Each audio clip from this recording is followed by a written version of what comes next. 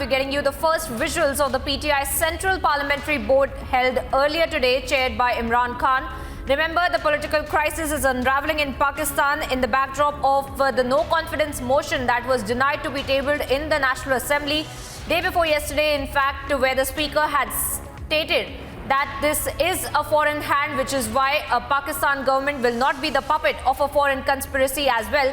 However, interestingly, viewers, we have seen today that the army chief has denied this conspiracy angle that Imran Khan had been peddling from the very beginning of his rally in Islamabad as well, where he had waved that secret letter, remember, and stated that there is some hand of the United States of America in trying to get him out of the office of prime ministership as well. And now we see that the army chief had also denied this kind of a conspiracy angle and stated that Pakistan and the United States of America share a very good partnership and trade deals as well that they carry out. And we do see now, and in the backdrop of all of those political crises unraveling, even as the legal battle continues in the apex court of Pakistan, where the opposition had approached the Supreme Court of Pakistan and had challenged the entire ruling of the Speaker in the National Assembly, we see in the backdrop of that, the PTI had stated that Article 69 does not give the court any jurisdiction to overrule the ruling, in fact, of the Speaker of the National Assembly. And all of that, we see today that the Supreme Court will be continuing to hear the matter, the legal matter, in fact, of whether or not there is a validity, in fact, legally speaking, with respect to what happened in the National Assembly. And Gursimran joins us on the broadcast with more details. Gursimran, we're tracking all that's happening in Pakistan. There is a PTI parliamentary meeting as well that took place, which was chaired by Imran Khan. In the backdrop of the political crisis that is unraveling, trouble is still mounting for Imran Khan, isn't it? Yes, the trouble is still mounting for the Imran Khan, because you see what opposition is saying. Opposition is saying that the decision that has been taken by the Deputy Speaker of the Parliament, National Assembly, is illegal and he don't have the right to do so. And this has been done unconstitutionally. And now they want the decision to be rolled back by the Supreme Court of the Pakistan. While on the other hand, what Supreme Court and the Chief Justice of Pakistan has said, since this is a larger bench of 5 judges who are part of this bench, what they have said is that they will be looking into one aspect only. The aspect remains that they will be looking into the constitutionality of this, not into the state policy or the foreign policy of the Pakistan. So we have to see how things pan out. But as of now, what has happened, PPP has completed their arguments. Apart from that, Pakistan Muslim League Nawaz has completed their arguments. The arguments by the barristers of Pakistani Supreme Court Bar Association and Sindh High Court Bar Association too have been completed. And now it's the turn of the government lawyer, that is the PTI's lawyer Babar Awan, to make his arguments.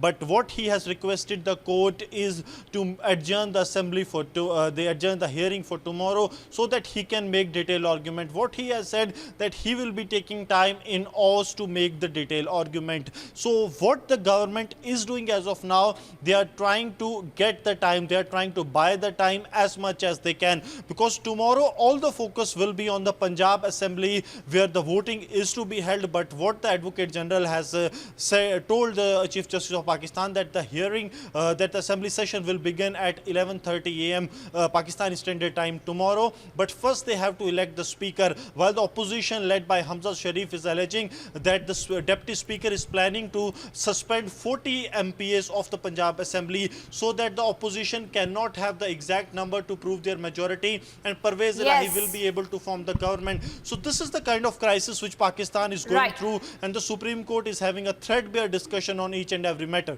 Well, yes, Gursimran, and remember on that very crucial day where Fawad Chaudhry had gotten up and cited Article 5 and stated that there is a foreign conspiracy at hand, and Republic had been able to have an exclusive conversation with Fawad Chaudhry as well. Let's first listen into what he had to say in an exclusive conversation with us, and then we'll bring you all the breaking updates. No, this is, appropriate and newspaper that has carried this news, but this is not an official position of the Election Commission.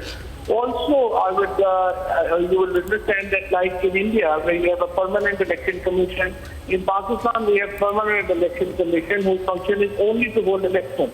If election commission says they are not ready for election, This obviously amounts a non-functionality of election commission, and they can be disbanded. This is not possible. No election commission in India or Pakistan can take the position that they are not ready to hold elections. Right now, we are also, just heard from the PLMN President Shahbaz Sharif, who says, that essentially saying that I request the DG ISI, who was part of the NSC, to bring out the truth. Now, he's referring to what he says is untruth that has been peddled by Imran Khan. Your comments on that? Well, yes, it is ironic, when we presented evidence in a security committee of the parliament, to which Mr. Shahbaz Sharif and Mr. Rasul Zardari and the rest of the opposition is also a member, they refused to turn out. They actually boycotted that meeting. So the question is that when the government was asking that come and see the evidence, why they refused at that time? So now I'm saying that DGISI and others should come, but why, when they were there and all the officials were there and they were called to see the evidence, why didn't they come? The only conclusion is they already knew what's going on. They were in cahoots with the powers to bring this change. And now, since they have failed miserably, now they're trying to create a kind of a political narrative for them. Right, Mr. Chaudhary, also, what we are hearing is that the Pakistani opposition actually is demanding that the US diplomat who actually wrote that secret letter to Imran Khan should be summoned by the Supreme Court of Pakistan. Now, what do you make of that, given the fact that, Mr. Khan himself has said that this was a large conspiracy hatched by the United States government to topple his regime? Well, I believe that opposition really needs to have some serious advisors on national security, because, if the kind of probe they want, they will get into a lot of problems for that. So my advice to them is, let's not get into too many details. The record of the meetings, the record of, their activities, it's too sensitive. Obviously, I would not like to talk more about that. But it will be better for opposition if they don't demand such details too. Right now, Mr. Chaudhary, I would also like your comments on what we've been hearing is that, support for Imran Khan himself is dwindling within his own party. There have been questions raised as to whether he enjoys that kind of popular support that he was hoping for when he actually asked the Speaker to dissolve